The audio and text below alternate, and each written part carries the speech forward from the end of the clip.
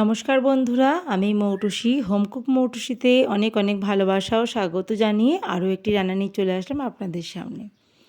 বাঙালির অতি পরিচিত একটি রান্নার মধ্যে পড়ে চাটনি। যারা চাটনি প্রেমী তারা কিন্তু যে কোনো চাটনি হলেই হলো সেটাই খেতে পছন্দ করে, বেশ ভালোবেসে খায়, তাই না? তার মধ্যে একটি অন্যতম পরিচিত চাটনি সেটা হচ্ছে টমেটোর চাটনি। তো আজকে আমি যে চাটনিটা করে দেখাবো সেটা অনেক পুরনো মা দিদিমারা যেভাবে চাটনি করতো টমেটোর চাটনি, একেবারে ঘরোয়া পদ্ধতিতে একেবারে সামান্য উপকরণ দিয়ে বানাবো। এটা কিন্তু ভাতের পরে শেষ পাতে এটা খেতে ভালো লাগবে এবং গরম গরম রুটির সাথেও এই চাটনি খেতে দারুণ লাগে। তাহলে চলুন বন্ধুরা, আজকে দেখে নেওয়া যাক আমি কিভাবে সহজ পদ্ধতিতে এই টমেটোর চাটনি বানাই। আর বেশি কথা বলবো না, রেসিপিতে যাওয়া যাক। এখানে আমি ছোট আর বড় মিলিয়ে প্রায় 400 গ্রাম টমেটো নিয়েছি। এই টমেটোগুলো ভালো করে ধুয়ে পরিষ্কার করে রেখেছি। এবার আমি টমেটোগুলোকে কেটে নেব। টুকরো টুকরো করে একটা চাকু দিয়ে কেটে নেব। খুব বেশি ছোট করে কাটবো না, 4 টুকরো করে কাটবো এক একটা টমেটো। রেসিপিটা দেখলেই বুঝতে পারবেন, অনেকে হয়তো এইভাবে বানিয়েও থাকেন।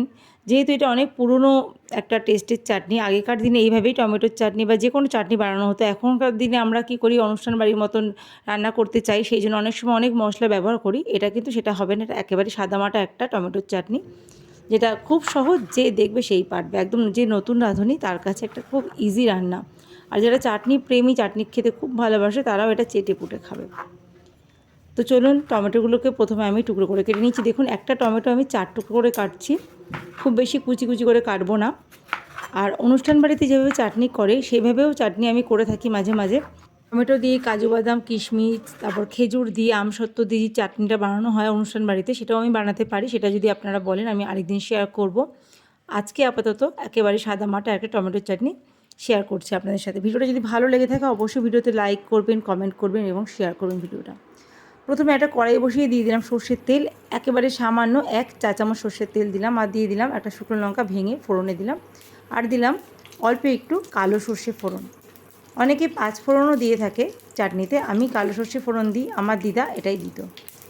আর আমার দিদা আরও কটা শুকনো লঙ্কা বেশি দিত, আমি একটা শুকনো লঙ্কা দিলাম কারণ আমরা ঝালটা কম খাই। ফোড়নটা একটু ভাজা হয়ে গেলে দিয়ে দিলাম এর মধ্যে আগে থেকে কেটে রাখা টমেটোর টুকরোগুলো। হাই ফ্লেমে টমেটোটা এবার আমি ভেজে নেব। একটু নাড়াচাড়া করে আমি ঢেকে রান্নাটা হতে দেব। 2 থেকে 3 মিনিট লো ফ্লেমে আমি ঢাকা দিয়ে টমেটোটা একটু ভেজে নিয়েছি। আর তারপরে দেখুন ঢাকাটা খুলে নিয়েছি। এবার আমি দিয়ে দিলাম এর মধ্যে হলুদ গুঁড়ো পরিমাণ মতন, আর দিয়ে দেবো স্বাদ মতো নুন। হলুদের পরিমাণ একেবারে অল্প দিলাম, নামমাত্র। আর নুনটা একটু বুঝে দিতে হবে, যেহেতু টমেটোটা একটু কমে যাবে, আর বেশি নুন হলে খেতে ভালো লাগবে না, নুনটা একটু বুঝে শুনে দিতে হবে। এবার নুন আর হলুদ দিয়ে ভালো করে একটু হাই ফ্লেমে নাড়াচাড়া করে এবার আমি আবারও ঢাকা দিয়ে লো ফ্লেমে রান্নাটা হতে দেবো।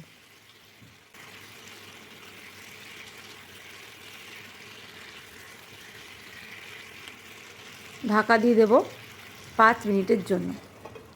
5 মিনিট পর আমি ঢাকাটা খুলে নিলাম। লো ফ্লেমে এতক্ষণ রান্নাটা হচ্ছিল। তো দেখুন কতটা জল বেরিয়েছে, একটু নুন দিয়েছিলাম, জল বেরিয়েছে টমেটো থেকে অনেকটা। এই জলে কিন্তু টমেটোটা সেদ্ধ হয়ে যাবে। আমি এটাতে সামান্য জল ব্যবহার করব, জলটা ব্যবহার না করলেও চলে, কিন্তু আমি একটু পাতলা পাতলা করব আজকে চাটনিটা, সেই জন্য হাফ কাপ মতো জল ব্যবহার করব, সেটা পরে, এখন নয়। তো টমেটোটা একটুখানি ঘেটে ঘেটে দিচ্ছি স্প্যাচুলা দিয়ে, যাতে একটু মাখা মাখা ব্যাপারটা চলে আসে তাড়াতাড়ি।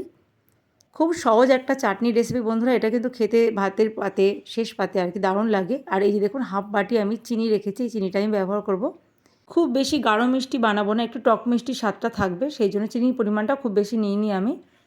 অনুষ্ঠান বাড়ির মতো চাটনি করতে চাইলে চিনির পরিমাণটা আরও অনেকটা বেশি দিতে হবে। আবারও লো ফ্লেমে ঢাকা দিয়ে 2 মিনিট রান্নাটা হতে দিয়েছি। তারপর দিয়ে দিলাম এর মধ্যে মিষ্টি পরিমাণ মতন, যতটা মিষ্টির প্রয়োজন আমি দিয়ে দিলাম। এবারে ভালোভাবে মিশিয়ে নিচ্ছি। এই চাটনিটা শুধু ভাতের শেষে যে খাওয়া যায় তা না, এটা কিন্তু গরম গরম রুটির সাথে খেতেও বেশ ভালো লাগে। যারা মিষ্টি খেতে ভালোবাসে তারা জানবে এর স্বাদ। আগেকার দিনে মা দিদিমা বা ঠাকুমারা এইভাবেই কিন্তু সহজ পদ্ধতিতে রান্নাগুলো খুব সুস্বাদু বানিয়ে ফেলতো। এখানে আমি চায়ের কাপের হাফ কাপ মতো জল দিলাম। দেখুন, আপনারা চাইলে জলটা নাও দিতে পারেন, এমনিতেই টমেটো থেকে অনেকটা জল বেরিয়েছে, তবুও আমি একটু পাতলা করার জন্য একটু জল দিয়ে ঢেকে দিলাম। ঢেকে মিডিয়াম ফ্লেমে 2 থেকে 3 মিনিট রান্নাটা আবারও আমি হতে দিয়েছি। এখানে চাটনিটা প্রায় রেডি, আরও একটু এটা হাই ফ্লেমে ফুটিয়ে নেব আমি, তাহলে ঝোলটা একটু গাঢ় হবে। আর এখানে একটা ছোটো বাটিতে আমি টেস্ট করব বলে একটু চাটনির ঝোল তুলে নিলাম, যদি আর একটু মিষ্টির প্রয়োজন হয় দিতে হবে সেই জন্য। তো এখানে বন্ধুরা দেখুন চাটনিটা কিন্তু অনেকটা গাঢ় হয়ে গেছে, এবার আমি অফ করে দেব। অফ করে দিয়ে ঢাকা দিয়ে কিছুক্ষণ রেখে দেব। তারপর চাটনিটা আমি আলাদা একটা পাত্রে নামিয়ে নেব। তো বন্ধুরা, আমার আজকের রেসিপি খুব সহজ পদ্ধতিতে টমেটোর চাটনি কেমন লাগলো অবশ্যই কমেন্ট বক্সে সেটা লিখে জানাবেন। আর আপনারা কে কে এইভাবে চাটনি বানান মাঝে মাঝে সেটাও আমাকে কমেন্ট বক্সে লিখে জানাতে পারেন। ভিডিওটা ভালো লাগলে একটা লাইক দিয়ে যাবেন, আর চ্যানেলে নতুন বন্ধু হয়ে থাকলে চ্যানেলটাকে অবশ্যই সাবস্ক্রাইব করে রাখবেন। দেখা হবে খুব তাড়াতাড়ি নতুন একটা ভিডিওর সাথে। ততক্ষণ সবাই খুব ভালো থাকবেন। প্রথম থেকে শেষ পর্যন্ত যারা যারা ভিডিওটা দেখলেন তাদেরকে জানাই অসংখ্য ধন্যবাদ। এইভাবে আমার পাশে থাকবেন এবং আমার চ্যানেলটাকে আরও এগিয়ে নিয়ে যেতে সাহায্য করবেন। আর ভিডিওটা যদি খুব বেশি ভালো লেগে থাকে অবশ্যই বন্ধু বান্ধব চেনা আত্মীয় পরিজনদের সাথে একটু শেয়ার করে দেবেন। তাহলে আজকে এখানে বিদায় নিচ্ছি। ভালো থাকবেন সবাই, সুস্থ থাকবেন। আর এরকম ভিডিও দেখতে চাইলে আমার চ্যানেলটাকে অবশ্যই সাবস্ক্রাইব করে রাখবেন।